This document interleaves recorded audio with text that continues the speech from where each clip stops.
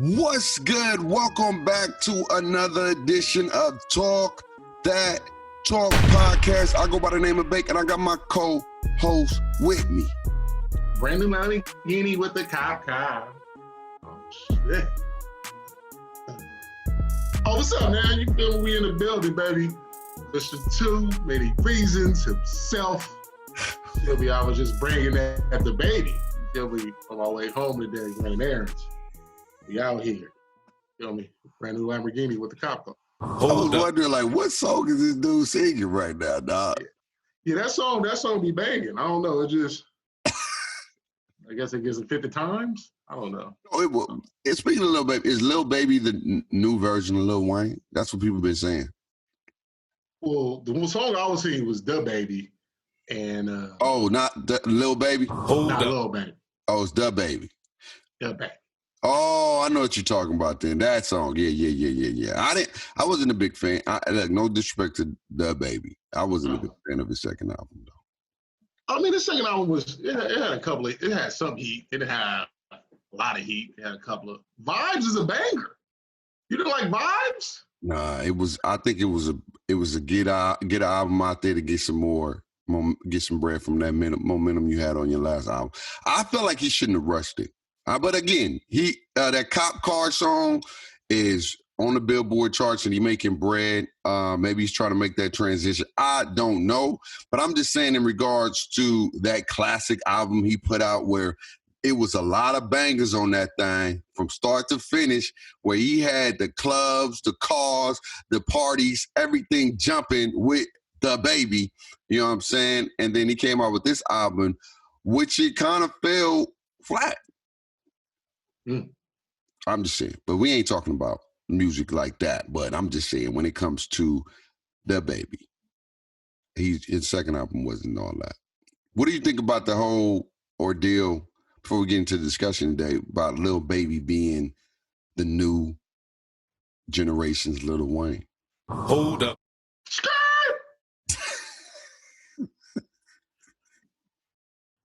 I'm gonna need people to relax. Doing too much. One of them DTMs. Doing too much. Let the man be who he is. Okay? Do people forget who Lil Wayne is? Well, yeah, they do, for sure. Like, do they not understand Mixtape Weezy is to me, damn near the greatest mixtape guy to ever grace mixtapes. Like, come on, man. Mixtape Weezy? Yeah. Come on, man. He's had mixtapes better than his album. Yeah, I don't know if that's a good.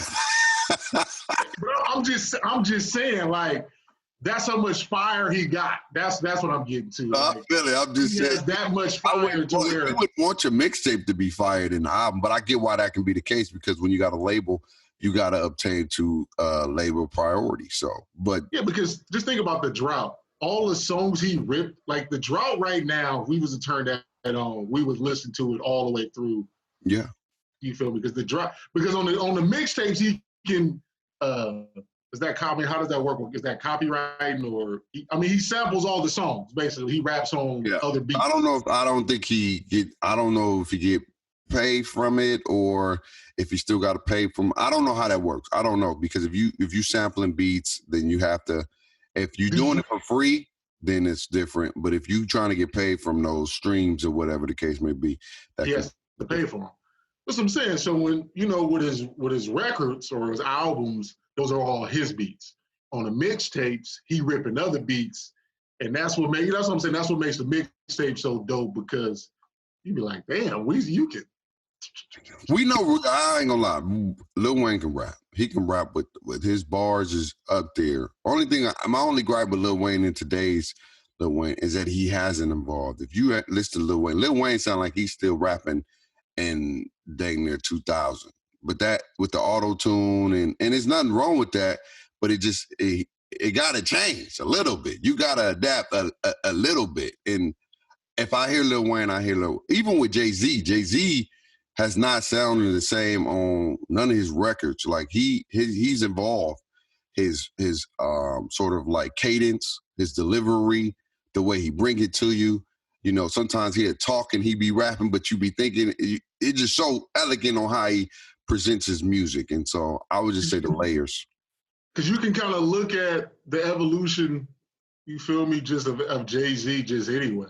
I feel like he's always kind of like went with the times or whatever the case is, you know, the difference between Hove, Jay-Z.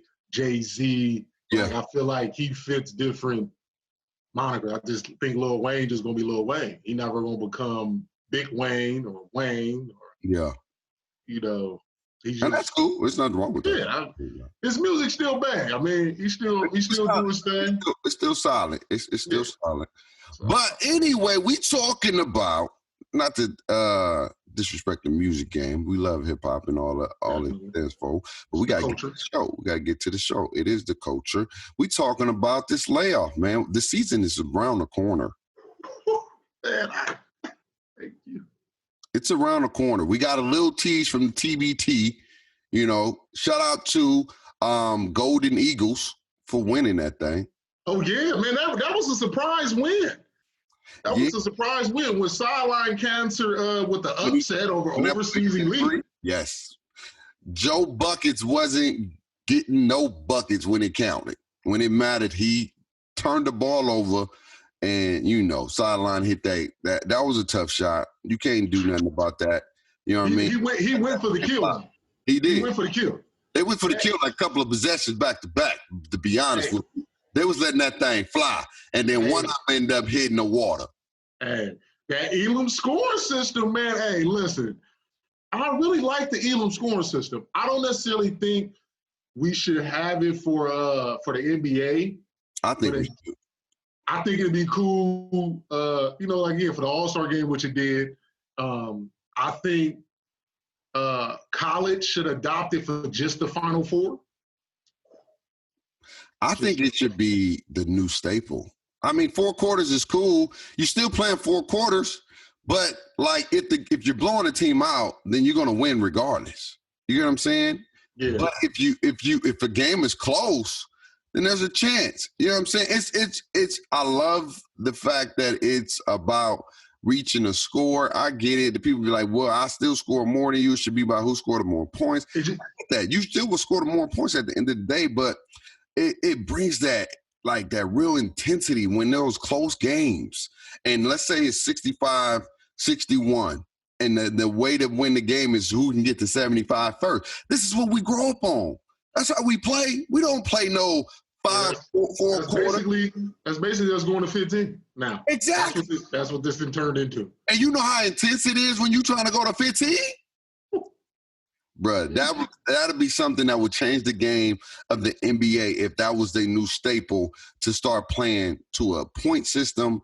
Because, again, if you're blowing a team out, you're going to win that game regardless. And it can prevent injuries as well, too. It can prevent people from getting hurt. I think the biggest thing is the sports betting world and how they figure out the numbers in that. You feel me? Because that's, you know, as much as people want to, sports betting is a part of the sports culture. So, you know, them figuring that out, because with the Elam score, it definitely changes the over and unders. It changes the points given. Yeah. So it changes a lot when it comes to the sports betting world. And I think that's why the NBA is so hesitant. Because I don't even remember seeing TBTs as a betting thing. Maybe it was happening in Vegas. Yeah, I don't know. I'm not into the whole betting and things like that, but I think it'd be dope if they did something like that. It'd make the games more intense. I mean, the games are still going to be intense, but, you know. But we saw what the All-Star game did. We saw the difference. It was a difference. It was totally different. Because it was just an All-Star game. It was close. The game was close. So people was like, no, let's go. Let's get this bucket. Man, it's like, bro. You're right. Like, it amped up the All-Star game. So just imagine the finals, Game 7, going to a Elam school. Ooh, that'd be crazy. That's something different. But we talking about this layoff, man, and the NBA season's around the corner. So who does it benefit the most? Who does it impact the most as far as negatively? Who's going to be at disadvantage? Who has the better chance to pull out and be the NBA champion after this long 3-month layoff? Well, the first person I want to address when it comes to this topic is James Harden. Over the last 4 seasons, right, his scoring numbers have dipped and his shooting percentage numbers have dipped from the regular season to the postseason. And a lot of people attribute that to the workload that he's put on himself. Because we talked about it a few episodes ago, just about James Harden workload, how, you know, he initiates the offense, he get all that going, so then he kind of relaxes on defense because there's so much pressure on offense. And for an 82-game season, to play at the clip that man plays at, and for him now to have this time off, man, just looking at him this past week when he finally made it to the bubble, he just looks ready to go. And you feel me, him being, you know, me going to high school with him and just knowing his work ethic when he was in high school, and seeing how that work ethic has went from college to the NBA, this layoff, man, I think is going to put him in another stratosphere. And I think we're going to get the best version of James Harden that we've ever seen. And that's saying a lot. I really believe we're going to get the best version of JH, and it's going to be ugly.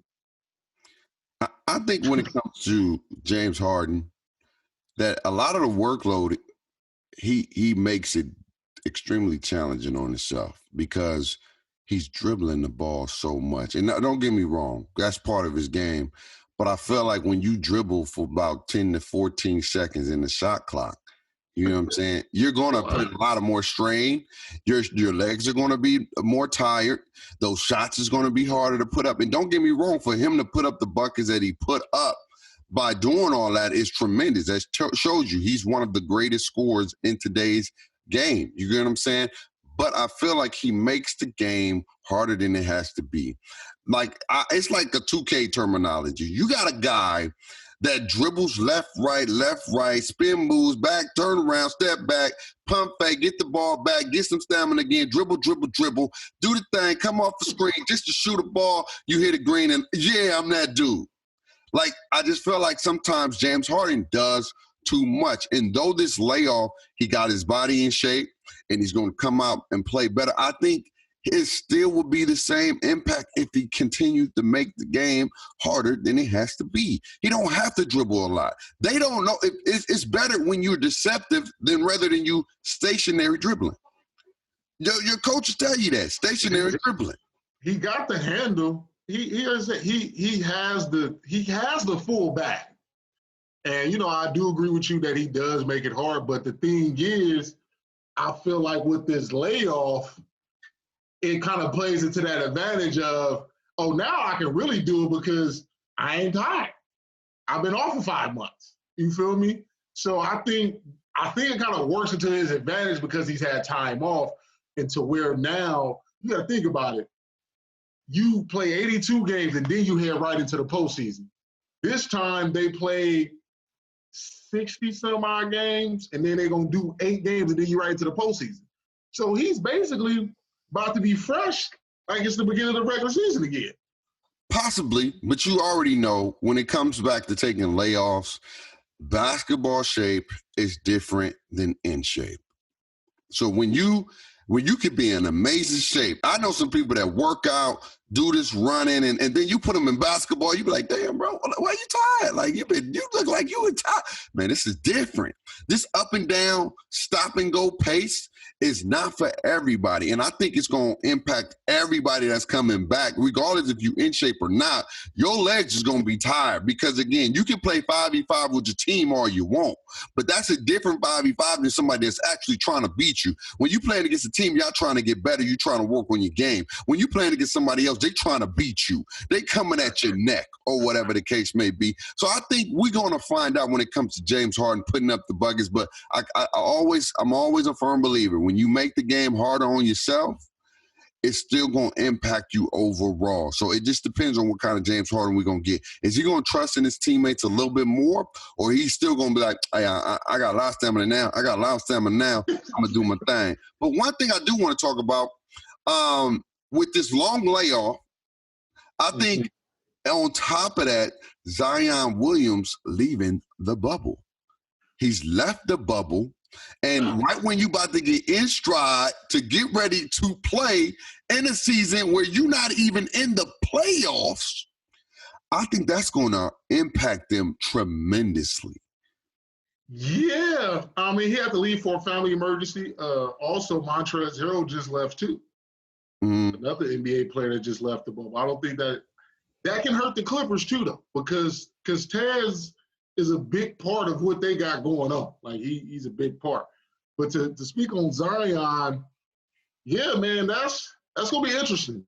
Because when you look at because I've seen on Twitter some of the Pelicans practices, he looks ready to go. Yeah. And you feel me, leaving the bubble for, a family thing, and then you got to come back and possibly be quarantined for about 8 days or something like that. So it's just, that's a lot. And, like you said, they're fighting to get into a spot. You feel like the Clippers are already locked in. So, it can hurt them, but not hurt them. Yeah. But with the Pelicans, we see that they're a totally different team with and without Zion. Two totally different teams. And, that's going to be interesting. So, with that, that's just going to be an interesting situation. It's going to be interesting. And here's the thing, too. I know they said family emergency, but I'm not saying you have to disclose what the family emergency is, but give some light into why you really leaving. Because, again, you guys, now, don't get me wrong. Life is more important than basketball. Family life is more important than basketball. And then if it is a serious reason and he really had to leave, my condolences and my prayers goes out to his family member who may be dealing with whatever they're dealing with. But the simple fact, if you don't know what kind of family emergency it is, it could be something that may be big in their eyes, but in our eyes, it's like, what the heck? I know this whole controversy has been going on as far as like the whole money thing and doing some stuff that wasn't, against the NCAA policy. Could that be some of the family emergency? And then on top of that, when you think about it, right, family emergencies hit everybody differently. Right. So him going to the family emergency and dealing with that, the psychological toll.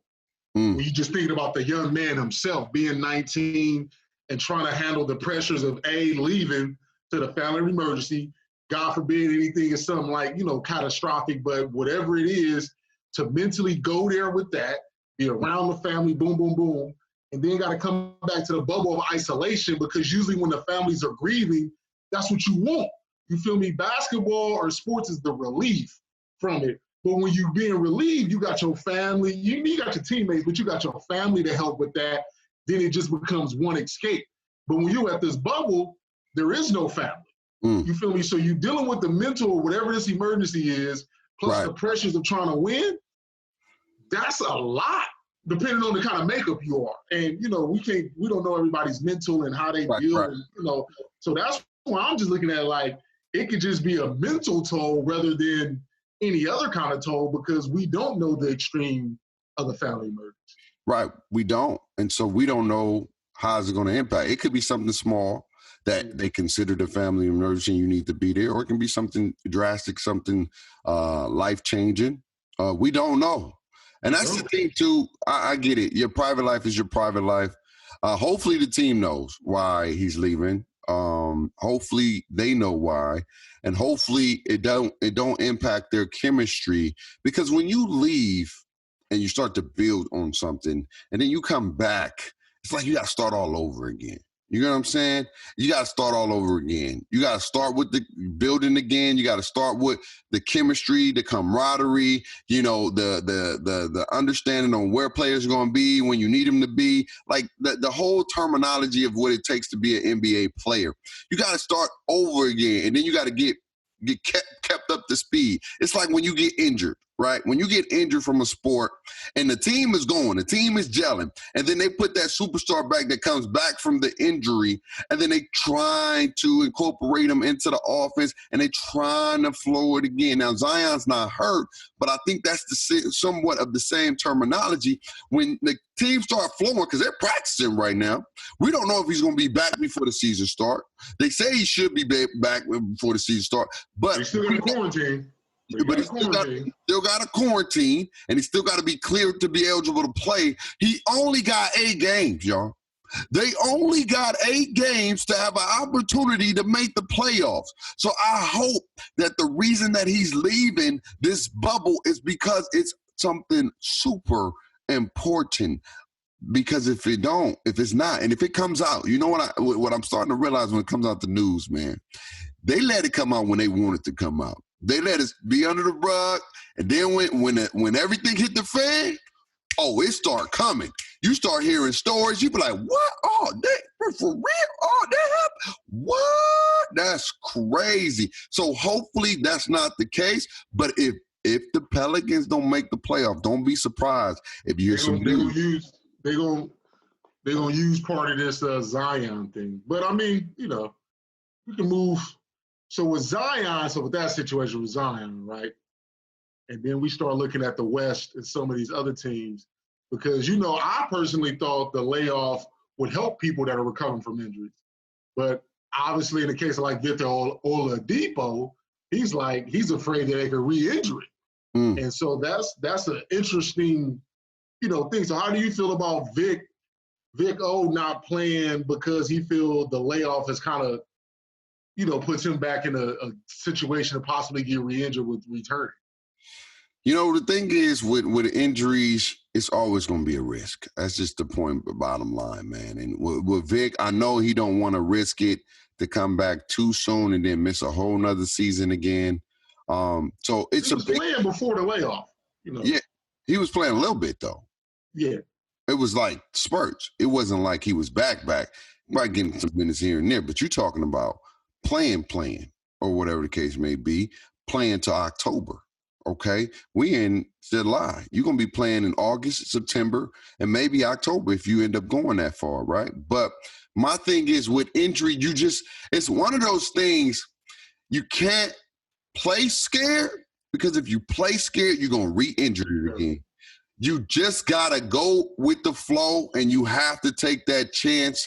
If you don't want to take that chance, don't take the chance. But who is to say if you don't play now, you won't get hurt? God forbid you won't get hurt when the season starts again. You get what I'm saying? So if it's going to happen, it's going to happen. You get what I'm saying? Now, I would say with Vic, trust your body. If you feel comfortable, give it a go. Give it a go. If you feel like, if you get a tweak, then shut it down.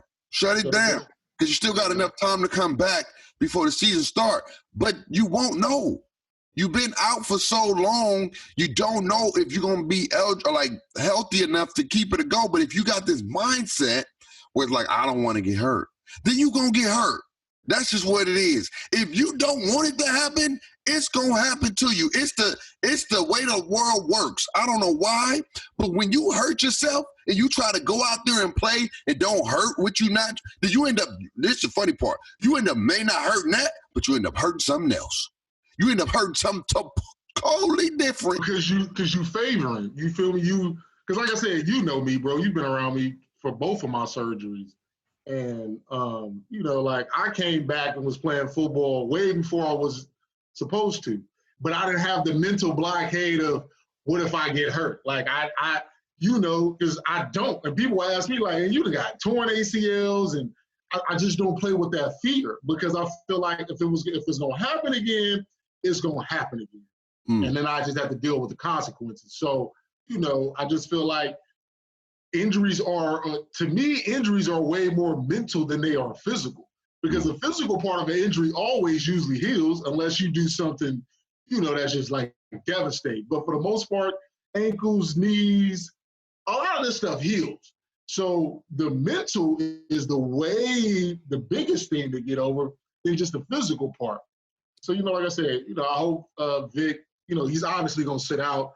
I just hope him, a speedy recovery all over again. Also, your Boston Celtic pick looking a little sketchy because Kemba Walker knee injury still ain't quite healthy. According to reports this week, that knee injury is still lingering, bro. Yeah, that's going to be tough if he's not healthy. But I think Tatum and Brown are the future of the Celtics, to be honest with you. And I think those two guys will carry the load. Boston has a lot of pieces to get the job done. Yeah. And Kemba is an additional extraordinary piece that can create his own shot and create for other people. And he's so unselfish, and he's on a great team. And it just sucks that finally, when he's placed in a better situation, he's got to deal with injuries, where when he was playing with the Charlotte Bobcats, the New Orleans Horn, whatever you want to call them at the time, he had played the best basketball of his life, but on the worst team ever. So he wasn't getting to the places that he wants to get, where he could get with Boston Celtics. So hopefully he does come back. But I think that this whole layoff is going to impact veteran players, to be honest with you. I really think veteran players is going to be impacted the most, because even though it's 3 months or 4 months or, however long we've been off to play basketball, it's hard to get your body going again. It's hard to get that rhythm going again as you get older. You know what I'm saying? Me and my buddy always talk about it. As you get older, you wake up, you start feeling nicks and knacks. You know what I'm saying? You don't even know what you did. You know what I'm saying? But when it comes to younger players, what do younger players do? They get ready. Not even get ready. When think about it, when you was young. What did you do one day, right? And then what you do first thing early starting the next day? Get up and go. What's up? You get what I'm saying? Bro, young folks can play basketball for 12 hours all day, and then you know what they do the next day? They play 12 hours again. Now, you talk about an older cat, he gonna give you 4 good hours. That 5th hour gonna be like, ooh, all right, I'm about to shut it down. The next day, they're gonna be like, I gotta take this one off. I'll see y'all the next day. But a young cat gonna be able to play day in and day out, because it's just the body. It's the way the body works. It takes longer for you to heal as you get older. Your body is not reproducing as fast as when you're younger. And so these young cats, they don't care, man. They can take 5 months, or they gonna come back. Hey, I'm back in the hoop game. I'm back balling again. But when it comes to the older dudes, I guarantee you, even Bron, I love Bron, but them nicks and necks, it's going to hurt. Them bruises, it's going to hurt.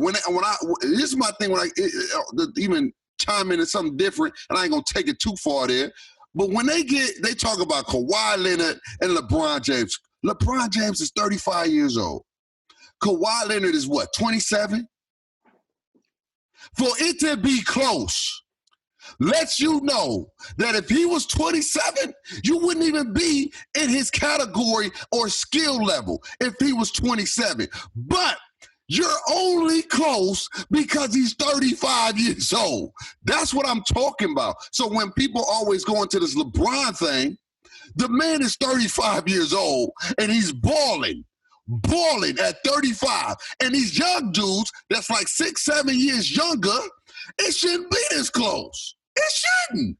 But that shows you how great that man is, how well he keeps his body. But again, father time is father time. We know LeBron ain't jumping and booming like he used to. We know his quick first step ain't on Hall of Fame no more. It's more likely on gold or maybe silver on a good day. You know what I'm saying? I'm just being honest with you. So I think it's going to impact the older dudes, the older folks that play in these 8 games and in these playoffs. It's going to impact them. It's hard. Yeah, I mean, I honestly think players like LeBron is not going to matter because he's just a physical specimen. They just seen a picture of the man today, and I'm like, bro, if I could look like that at 35, that's what I'm shooting for. He just remotivated me because the man, I'm like, there's no reason he should look like the way he should at 35. He looked 27. Just being 100. The man looks 27.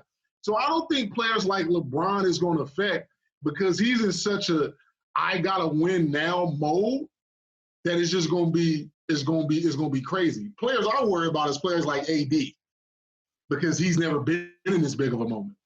You feel me? He's never been here. You feel me? Like the LeBrons, the Kawhis, they've been here. They know the mental grind that it takes to go win a ship. It's the players who ain't never had to go through that grind. You feel me? Even the James Hardens and the Russell Westbrooks, like they've been to a championship. So they know what the grind look like. You know, but I feel like the veteran players who don't always take care of their body on a regular, who don't always take the game serious on a regular, you know, who spent these 5 months kind of working, but then kind of not, you know, so like, that's my thing. I don't really worry about the LeBrons of the world or the Kawhis. You feel me? I feel like we're going to get the best version of Kawhi. I look at players like Paul George, who's also like kind of like James Harden, has struggled at moments in the playoffs. Like he was cool over there in the East, but the playoff P over here in the West ain't been looking too hot. Wait. When he played for OKC, he did a good job. He did. He was. Yeah, but it wasn't enough. Bro, last year they got put out by Portland, right? Yeah, but that was come on, man. That was. No, I'm not talking about just that part. I'm just talking about the overall. But the year before, when Melo was on OKC, when they played Utah, and playoff P came out playoff short. Yeah, he did. I'll give you that. So that's what I'm saying. That's what I'm saying. Like, it's certain players who are worried about to figure out if they still gonna do it. You feel me? Like, even with the 76ers and then moving Ben Simmons to the 4, they think that's gonna help. I think that does nothing differently because they still have a problem with spacing and shooting. So yeah, I don't know how much that's gonna really help the team, but you know, we'll see, man. Overall, man, I'm excited.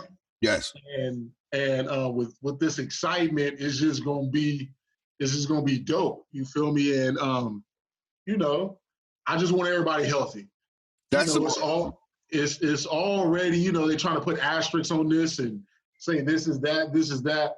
I want everyone healthy. So if the Clippers were to beat the Lakers, I want the Lakers at full strength, even though they missing Avery Bradley or whatever the case is. But as long as you got LeBron and AD, you at full strength to me. That's just kind of how I look at it. Just like with the Clippers, I don't need them to lose Kawhi or PG or even like a Lou Will because I don't want to hear no more excuses already that has been set out for all these teams. You feel me? So that's what I want. I just pray for complete total health for all the major players, just so we can get a great playoff run. I hear that, but at the end of the day, when people start to say asterisks and this don't count if such and such get hurt or such and such catch the virus or whatever the case may be, you can't. That's not fair for the people who put in the work, for the people that put in the time, for the people that did what they need to do to make sure their body stay healthy. Injuries are accidents. You don't know if you're going to get hurt or not. You go out there and play the best you can. You leave it out on the court. And sometimes, unfortunately, some people get hurt. God forbid anybody get hurt, but I know it's a part of the game. With the whole coronavirus issue, we know that if you stay within the bubble, you should be good. If you do things that is against the rules or outside of the bubble rules or regulations and you end up catching the virus, that is on you. That is on you and you impacting your team. And so you can't utilize these excuses, right, for people losing. Yeah, Kevin Durant got hurt last year, right? The Warriors was demolished. Okay. Who fault is that? That ain't Toronto's fault. That ain't Kawhi Leonard's fault. They went out there and played who was on the floor. When LeBron James didn't have Kyrie Irving, didn't have Kevin Love, they didn't say, that didn't count. No, they gave the Warriors their championship. LeBron didn't have nobody. When LeBron played them again, when he didn't have Kyrie Irving, but he had Kevin Love, who was a bit above and below average. Kevin Love is a Spurs player to me, in my opinion. He showed good days, and then you don't show him. You don't see him no more. I don't know. But when they beat him again, what they say? Oh, LeBron and them, they didn't have no players. No, they gave another championship to the Golden State Warriors. So whoever make it to the championship, this is no asterisk. I don't care what you call it. This is different than a lockout. This is different than contracts. This is different than negotiation. This is health at the end of the day. Nobody could have planned for it. Nobody could have prepared for it. So we're going to be playing. Whoever wins, they deserve to be champions. Point blank, period. And anybody say anything different, that's nonsense. If LeBron don't make to the chip and he don't win, or the Clippers don't make it to the chip and don't win, and OKC end up getting to the chip and winning, don't say, oh, they only won because it was the bubble. I don't want to hear that. I don't want to hear that at all. They put in the work. They put in the time. They won those games, and they should be deserved to be crowned the NBA champion, bro. It's all about this favoritism crap that I hate. I can't stand that. I don't like it.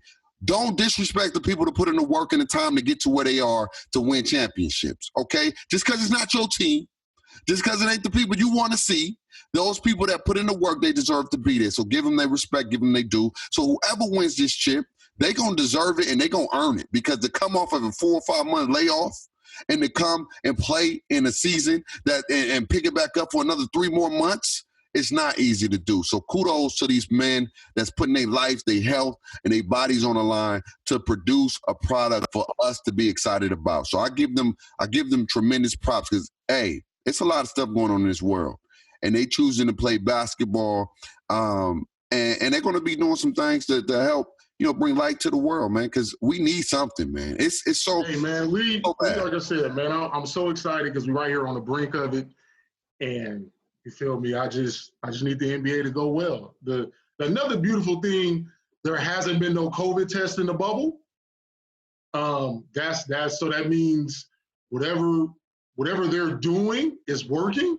So that's also been a positive. You feel me? You've heard it outside because Russ had got tested positive for it, but he wasn't in the bubble yet. So I think they've been in the bubble now for a couple of weeks. Yeah. There have been no positive tests in the bubble. So obviously, whatever they're doing, whatever they got going is working. And, man, we basically a week and some change away. I think preseason starts next week, if I'm not mistaken. It starts next week. I think you and I don't know. I don't want to throw it on them, but if you ain't got COVID around you, you can't catch it. You know what I mean? If where you at is COVID free, you can't catch it. You should be cool, because only way it can infiltrate is if someone new has infiltrated the system. Right. As long as you ain't allowing no infiltrations, right, we should be good. So, like I said, bro, man, I'm excited. I'm looking forward to it. We're going to have so much to talk about. So, you feel me? Because I know we're going to be in our bag and watching these games or whatever the case is. So, I need our fans to stay tuned, baby, because, we really about to go up now. They thought our podcast was going up before. But now you about to give us sports? It's about to be interesting, because now we know what we're talking about, and it's going to be dope. And maybe even next week before the season starts, we can talk about who does the bubble benefit the most. When you playing in the bubble, there's no crowd, there's no home court advantage. It's just a basketball court now. Who does it benefit the most?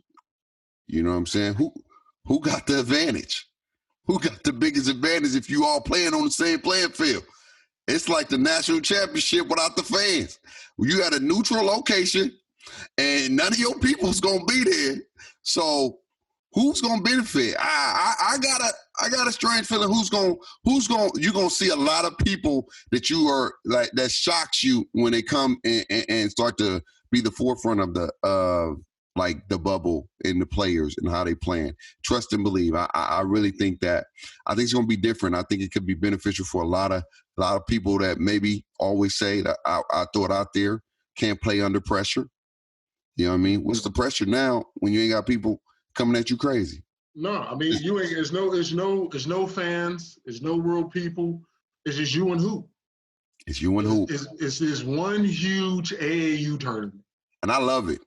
I love it because it's going back to the hoop days when people get up and play 5v5 and they hoop. There's none of that. That's great. But now it's back to the basics. It's back to where it started from. It's just hoop now. It's just let's see who's the best hooper. You have no excuses. You have no excuses now. Who can hoop better than who? So who on the hot seat this week? Is it you? It's you. It's you, my man. I'm on the hot seat? Yeah, man. You feel me? You asked the Rock Reasons last week. So we had I asked the Rock Reasons and the Rock. The Rock Reasons. The Rock was yeah, I did ask you that. Yep, yeah, I remember. But I got you this week, homie. Yeah, all right. Yeah. Come on with this. You've been trying to come at me, talk about it's been lukewarm or whatever the case is. It's lukewarm. Get it right. Get it tight. Let's go. Whatever. So this week we're going to play a classic game. Remember the classic game was 2 truths and a lie. Okay. So this week we're going to play 3 truths and a lie. And it's your job to figure out which player does not fit. Ha! What? Yeah, man, because I got 4 options. So you got to pick the player that does not fit the category. All right. Are you ready? Okay, let's get it. All right, first one. 3 truths and a lie. Which one of these players is not a top 10 3-point shooter? Jason Terry, Dirk Nowitzki, Jamal Crawford, or Kyle Korver? Not a top. Not in all-time 3 points made. Who's not a top 10 guy? Say it again. Jason Terry. Okay. Dirk Nowitzki, Jamal Crawford, Kyle Korver.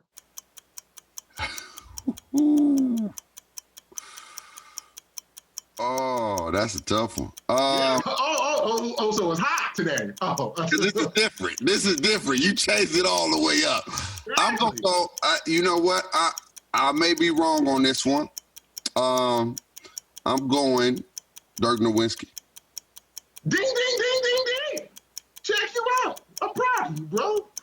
You try to put that Jamal Crawford like Jamal Crawford can't get buckets from the 3-point line, but nah. Let's go. It's still a little cold over here. Let's go. Yeah, all right. So, moving right along. Who is not in the top 10 of most steals of all time? Allen Iverson, Clyde Drexler, Mo Cheeks, or Chris Paul? Ooh. This one's tough. Ooh, I know. I had to hit it up this week. It's like multiple choice. Who is not in the top 10 of all-time steals? Allen Iverson, Clyde Drexler, Maurice Cheeks, or Chris Paul?